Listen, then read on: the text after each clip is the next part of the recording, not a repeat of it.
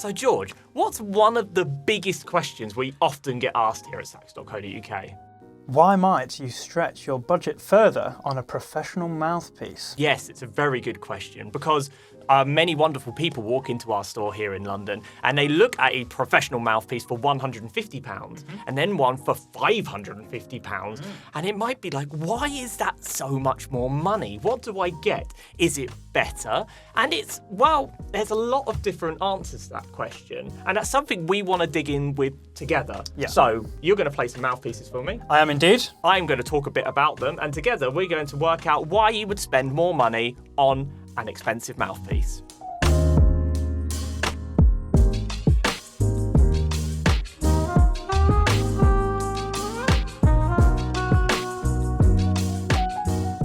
So before we really dive into this, the first thing we've got to say is practice makes perfect. And it's not about your purchase.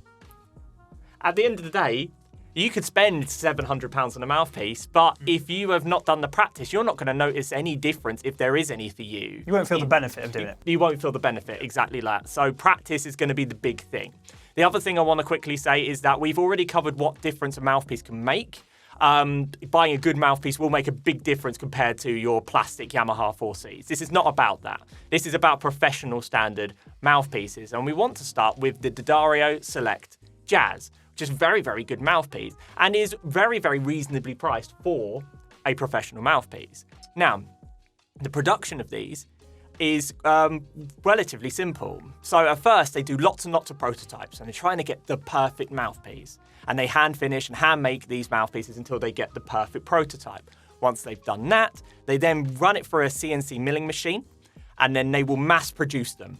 And then that's it. They mass produce the mouthpiece and ship it out. End of process. End of process, exactly that. Couple that with that is the design of the mouthpiece is relatively simple. So it's a rollover baffle, medium chamber. So simple design, mass produced. And that in total means you're going to get a mouthpiece that is very consistent because they're all milled exactly the same. One is exactly the same as the next one. So if you hear your mate playing a 7-star and love it, you're going to be able to get the same 7-star. Don't even need to try it. Don't even need to try it. Order it online and it's going to be the same thing. Exactly. And it's a simple design and it keeps the cost lower. But how does it respond when you play it? Well, that's what George is here to find out. Let's do it.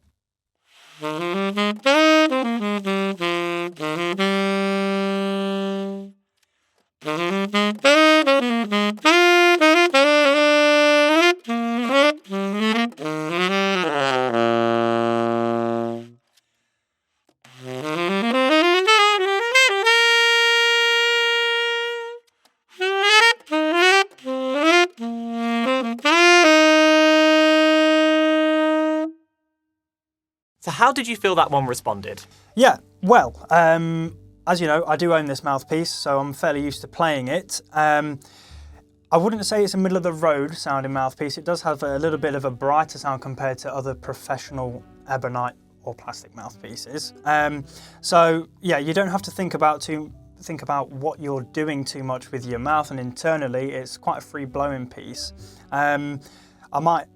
Well, it's worth mentioning that I've been playing on an old Jeff Lawton from the 1980s for years now, and I just thought, let's dig out the old Select Jazz and see how it sounds. And underneath the microphone, you actually have a lot more expression in your playing. You can be a lot more dynamic with things. So I've actually been playing this and been doing a few gigs on the Select Jazz as well, which says it all really, because that Jeff Lawton mouthpiece on the second-hand market could be, I don't know, could be anywhere between £500 to £1,000, and I'm settling on the Select Jazz, which is, I mean, a fifth of the price really, isn't it? Yeah, that's exactly it. It just goes to show that when it comes to professional mouthpieces, if it's giving you the right response, it doesn't necessarily matter how much you've spent. Yeah, absolutely. And if you are in recording scenarios, it's a versatile piece because you can really hold back on it, get like a bit of a breathy sound to it, and when it is pushed, it won't quite stand up to like the laser cut of a Lawton or something a bit more like a Godala potentially, but it will have that brightness that some saxophone players are looking for. Very good. So what makes a mouthpiece more expensive? Well, when it comes to the actual production of a lot of these mouthpieces, they will look very, very similar, such as this first one we're looking at here, the 10M Fan Robusto. So when you look at that compared to the D'Addario Select Jazz, they look pretty similar on paper. They're both CNC milled, they're both computer designed, and then when they're produced, they're there. But it's what happens afterwards that makes the big difference with the 10M fan. To start with, the material itself is only the highest grade German rubber, so it has a little bit of edge in terms of the material, raw material itself. But then once it's CNC milled, rather than with the D'Addario where all the prototyping's been done, it's simple, it's put in a box and it's sent out. These are then handed over to 10M Fan's premier refacers who are touted as some of the best in the world and have decades of experience. So those refacers will look at everything from the rails to the baffle to the chamber itself, and they will hand finish every aspect of this mouthpiece. In fact, when you look at a 10M fan, you could see where they've been hand finished. Those little marks that you get on a 10M fan, they're not imperfections, they're proof of the hand finishing. Once it's hand finished, they're all individually tested as well to make sure they're consistent. And because of all of these steps, they can only produce so many a year. They can't mass produce them. So when you're looking at a 10M fan, on the surface, the way they're produced, similar to the D'Addario, but it's in those materials and those hand finishings is where you're spending the money. But does it make an effect on the tone? Well, I would say they're a little bit more special in a way because of that, because they're not mass produced in such a way. That's very true. And when you were talking about the tips and the rails, like one of the standout features for me is the size of the table here. It just complements any reed, because some mouthpiece tables, they can be a little bit small for the reed or a little bit thin, and this is just fits on very clearly. You might not be able to see in this image anyway, but you can see yourself, Michael, that is just, it's flush, isn't it? It's perfect. Yeah. It's one of the it's a weird thing, it's probably a quirk of saxophone players. They like things that go together easily, you know, like a nice ligature, a nice table on the mouthpiece. It goes a long way when just setting up your gear as well. I think that's another thing that the Select Jazz doesn't actually have.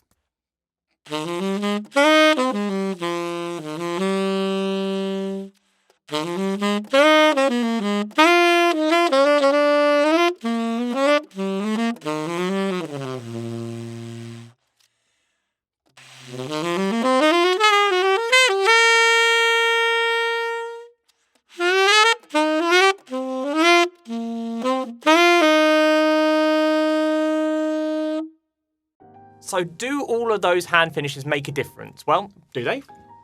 Well, they do, and I really enjoyed playing this one. It's probably worth mentioning that all the mouthpieces we're doing today are around about a 7 star also. Same reed. So, yeah, this is the Robusto. It's got a little bit more life to it than the Select Jazz is the only way I could probably explain that. Like there's more character to the sound and it is easier to play. I found that the lower end was a lot easier to reach and sustain, whereas on the Select Jazz that we previously just recorded, I was having to think about it a little bit more so than the Robusto, although kind of contradicting what I said initially. But yeah, it's a very easy mouthpiece to play, and I think the tone of it is slightly more interesting. There's a little bit more to it. I see. What do you reckon? Well, I think I do see a lot of your points. The thing about the D'Addarios is that they are very much a sort of one go. And what you get is super consistency with that. And though 10M fans are incredibly consistent, they are hand finished, so there will be slight inconsistencies. No matter how perfect of a refacer you are, there are going to be those slight inconsistencies from one model to the next. But those inconsistencies are what build character. Yeah. And I think you do definitely get a sense of that heritage and that care when you are playing it and from the tone. Yeah, and I know it sounds ridiculous because they are manufactured in pretty much an identical way, aren't they, CNC? Yeah. But you do feel like this is slightly more robust, pardon the pun, as it is a Robusto, but it's slightly larger, so it feels a bit different in your mouth, like it sits in there differently, so it does encourage you to play in a slightly different way, whether that's a benefit or not. Some players will prefer this, and if you're an experienced player, you will start to notice these nuances in the actual manufacturing techniques of these mouthpieces, I suppose. Exactly that. That's the thing, an experienced player, someone who's played for a long time. But even those experienced players might just want to go for pure consistency, and that's what D'Addario are going to give you. It's just if you're willing to risk it a little bit to get something that's hand finished, that's what the 10M fan is giving you. That's where the money goes. So we've looked at one example of why a mouthpiece can be so expensive, which is when it's hand finished. But another one is when it's pushing the envelope, it's researching and development. It's trying to move the mouthpiece forward and create something really new and innovative. And nobody's really doing that as well as Theoani. So if you have a look at Theoani prices, they can be a bit eye-watering. It can be a bit full on. But the reason for that is in the amount of engineering that goes into even his standard pieces.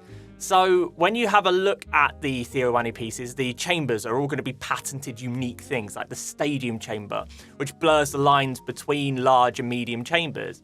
The shark gill baffle, for example, which mimics a shark's gills in nature to try and manipulate airflow without adding severe things like step baffles. It'd be fair to say it's not your average piece. It's not your average piece. You're absolutely right. So even though in production it looks very similar to the Dario again in terms of being CNC milled, but this time no hand finishing at all.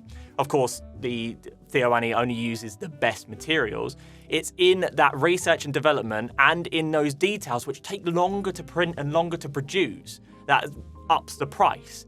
And then he doesn't just stop there. He doesn't think, oh, okay, I've created the Ambica 1 and I'm done. He thinks, okay, what can I do better? How can I improve this? And Further iterations. Further iterations and further iterations. Theoani is one of the brightest minds in mouthpieces, and he never stops.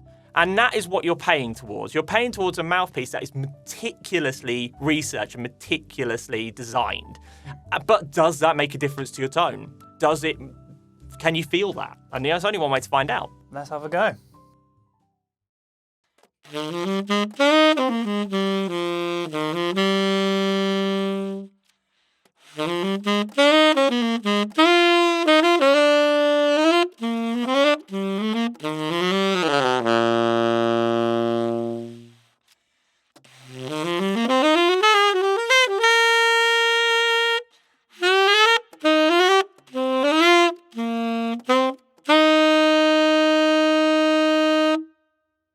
So George, did you feel any of that research and development in playing that mouth?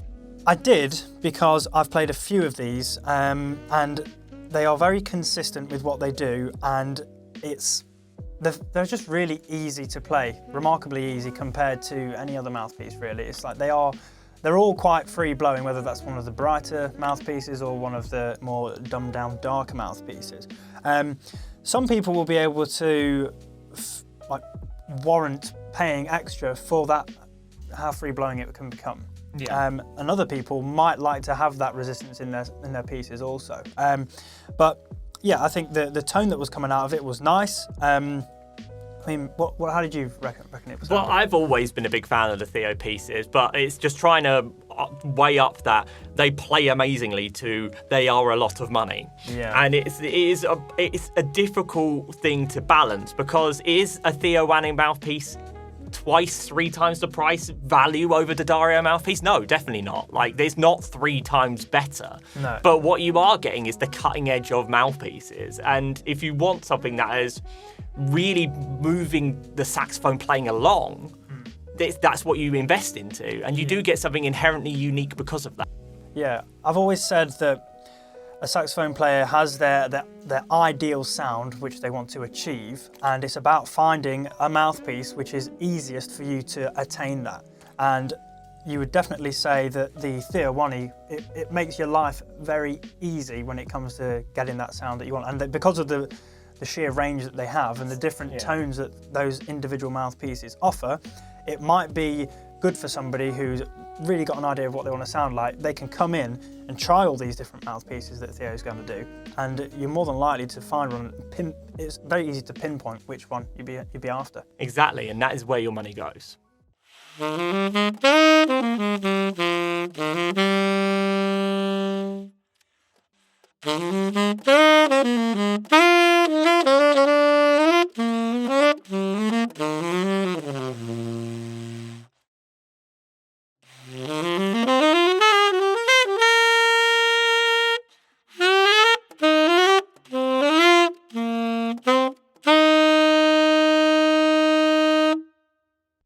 So George, I'm not going to ask you which one's your favourite. I think that's a bit redundant.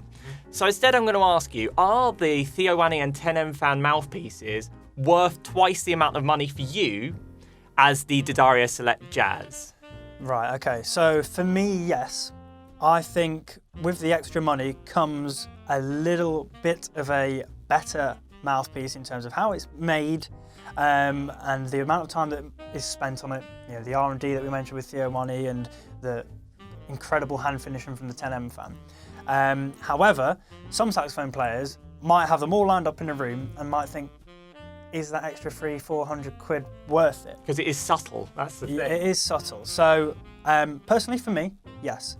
Other people, we'd encourage you to come down and give these a try, because only you can decide once you've actually played them yourself, I'd say. That's how small it is. It is the small differences, exactly that. So if you are able to come and try them, that's always the best. If you're not able to try them, then you've got to sort of weigh up the differences. So that's where something like the D'Addario becomes so important. They are so consistent. If you are Try one of your mates. If you could try one of your mates, and if you like that, then you can buy it and you'll have the exact same thing. If you're a touring musician and you're worried about your mouthpiece breaking, you can buy 3 of them and then for the same price, and you've got 3 mouthpieces that play the same. It's massive.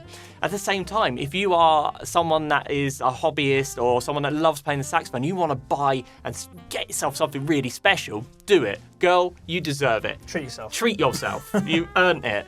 At the end of the day, it's all about the player. It's all about the practicing. And remember, you are worth whatever you want to play. Don't feel like you can't buy a Theoani because it's too expensive and you're not good enough. That's silly. You are good enough to buy it, no matter what. At the same time, don't feel the need to spend £600 thinking you'll be twice as good. You won't.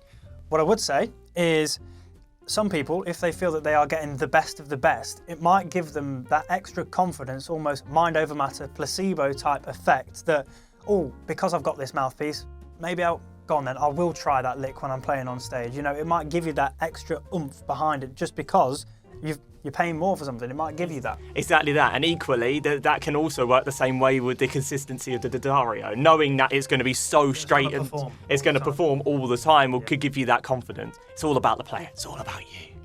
George, thank you so much for coming down today. No worries. Always a pleasure to see you. Love looking into those blue eyes of yours. It's always great fun. Stop flirting with me. I gotta stop. It's terrible, isn't it? Too much. Thank you so much for watching. Please be sure to like, share, and subscribe. And please, in the comments below, tell us which one of those mouthpieces was your favourite. Thank you so much. We'll see you next time.